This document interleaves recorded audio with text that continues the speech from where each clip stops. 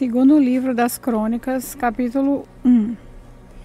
O rei Salomão, filho de Davi, conseguiu firmar o seu poder como rei de Israel, e o Senhor, seu Deus, o abençoou e fez o seu poder aumentar muito.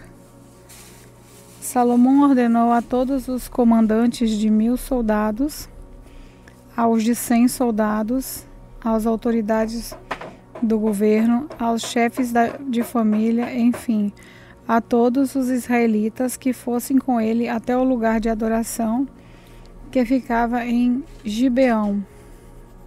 Nessa cidade estava a tenda da presença de Deus, que Moisés, servo do Senhor, havia feito no deserto. A Arca da Aliança estava em Jerusalém, numa barraca que Davi tinha armado quando havia levado a arca de Quiriate Jearim para Jerusalém. O altar de bronze que havia sido feito por Bezalel, filho de Uri e neto de Ur, estava em frente da tenda sagrada. O rei Salomão e todo o povo de Israel foram lá para adorar a Deus.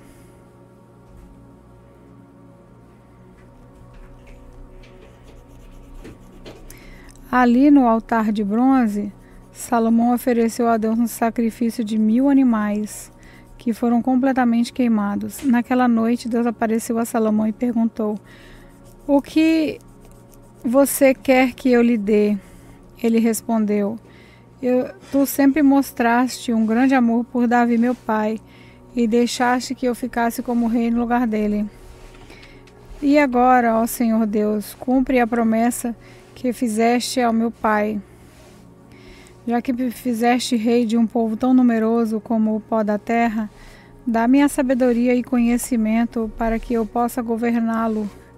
Se não for assim, como poderei governar esse teu grande povo? Deus disse a Salomão: visto que você pediu sabedoria e conhecimento para governar o meu povo, de quem eu fiz você rei, em vez de pedir riquezas, bens ou honras, ou a morte dos seus inimigos, ou vida longa, eu lhe darei sabedoria e conhecimento. E lhe darei também mais riquezas, bens e honras do que qualquer outro rei que teve antes de você ou terá depois. Então Salomão saiu do lugar de adoração que ficava em Gibeão, onde estava a tenda sagrada, e voltou para Jerusalém, onde governou o povo de Israel. Salomão ajuntou 1400 carros de guerra e 12.000 cavalos de cavalaria. Espalhou uma parte deles por várias cidades e deixou o resto em Jerusalém. Em Jerusalém, durante o seu reinado, a prata e o ouro eram tão comuns como as pedras, e havia tantos cedros como as figueiras bravas que existem nas planícies de Judá. Os agentes do rei controlavam a importação de cavalos de Musri e da Cilícia e a importação de carros de guerra do Egito. Esses agentes forneciam cavalos e carros de guerra para os reis heteus e sírios, vendendo cada carro por 600 barras de prata e cada cavalo por 150 barras de prata. Segundo livro de Crônicas, capítulo 2. O rei Salomão resolveu construir um templo para a adoração de Deus, o Senhor, e também um palácio para si mesmo.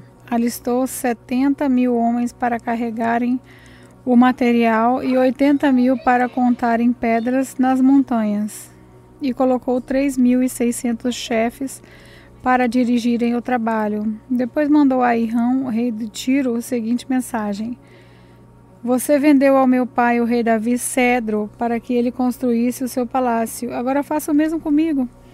Estou pronto para construir um templo onde o Senhor, meu Deus, será adorado. Será um lugar santo, onde queimaremos incenso cheiroso em adoração a Deus. E lhe apresentaremos sempre os pães sagrados, todas as manhãs e todas as tardes. Ofereceremos em sacrifício animais que serão completamente queimados. Faremos a mesma coisa nos sábados, nas festas de lua nova e nas outras festas em honra do Senhor, nosso Deus. E nossa obrigação fazer isso para sempre. Vou construir um templo enorme, pois o nosso Deus é maior do que todos os outros deuses. Mas se Deus não sabe, nem mesmo no céu, que é tão grande, quem pode construir o templo para ele? E quem sou eu para levantar um templo digno de Deus, a não ser que seja um lugar onde queime incenso em honra dele? Portanto, mande-me um homem que saiba trabalhar em ouro, prata, bronze e ferro, que saiba fazer tecidos de fios de lã, púrpura, vermelho e azul, e que saiba entalhar madeira. Ele trabalhará em Judá e em Jerusalém, com os meus artesãos que foram contratados por Davi, o meu pai. Sei que os seus trabalhadores sabem cortar árvores, portanto, mande-me do Líbano madeira de cedro, de pinho e de sândalo. Os meus homens trabalharão junto com os seus, a fim de preparar muita madeira, pois o templo que vou construir será grande e maravilhoso. Para os seus trabalhadores que vão cortar as árvores, eu fornecerei 2.000 toneladas de trigo, 2.000 toneladas de cevada, 400.000 litros de vinho e 400.000 litros de azeite. Em resposta, o rei Irão mandou a Salomão a seguinte carta: O Senhor Deus ama o seu povo e por isso fez com que você fosse o rei deles. Louvado seja o Senhor, o Deus de Israel, e o Criador do céu e da terra. Louvado seja Deus, que deu ao rei Davi um filho tão cheio de sabedoria, para construir um templo para Deus e um palácio para si mesmo. E agora eu vou lhe mandar Hurã, um mestre artesão inteligente e capaz. A sua mãe pertencia à tribo de Dan, e o seu pai era da cidade de Tiro. Ele trabalhava em ouro, prata, bronze, ferro, pedra e madeira. Sabe fazer tecidos de linho, fio de fino, fios de lã púrpura, azul e vermelha. É perito também em obras de entalhe e sabe executar qualquer desenho que lhe seja apresentado. Ele trabalhará com os seus artesãos e com os artesãos do rei Davi, o seu ilustre pai. Eu peço que você nos mande o trigo, a cevada, o vinho e o azeite que prometeu. Nós cataremos nos montes Líbanos todas as árvores que você precisar. Levaremos as toras até o mar, faremos jangadas com elas e as levaremos por mar até o porto de Jope. Dali você as levará para Jerusalém.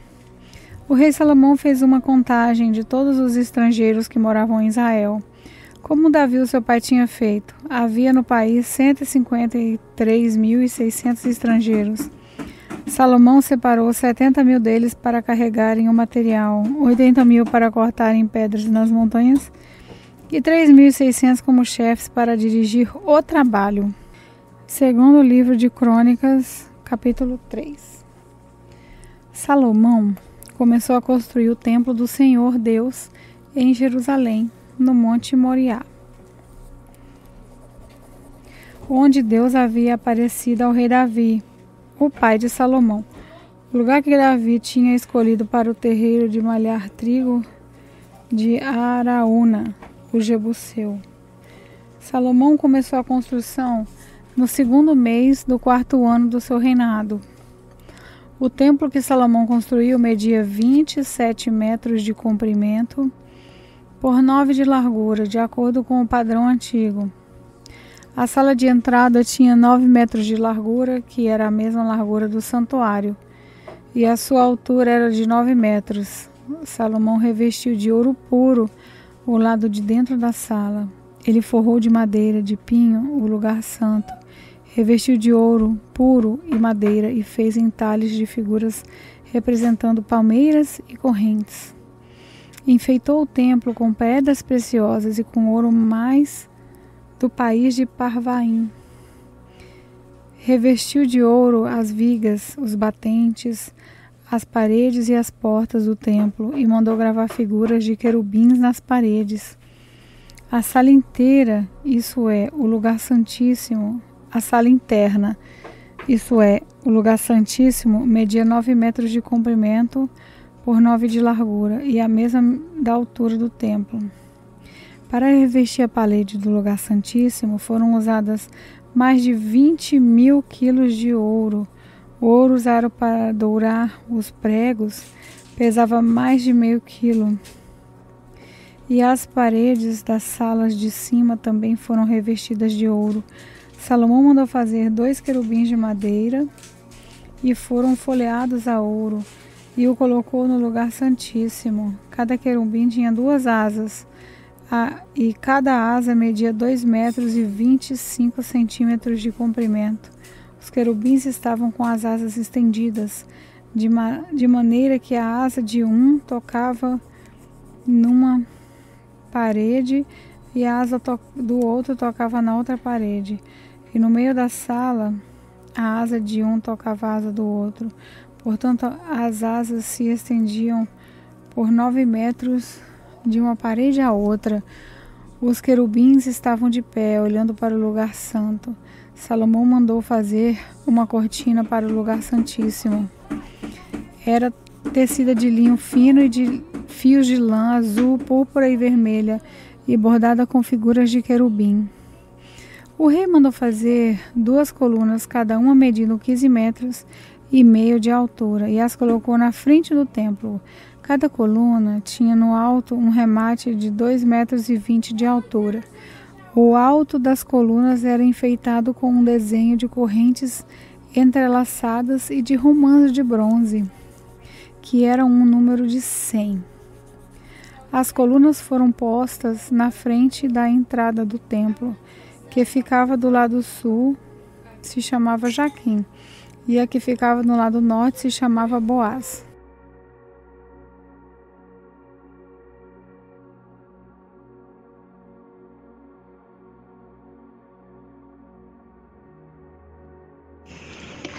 Olá, eu sou a pastora Neuza e venho orar por você.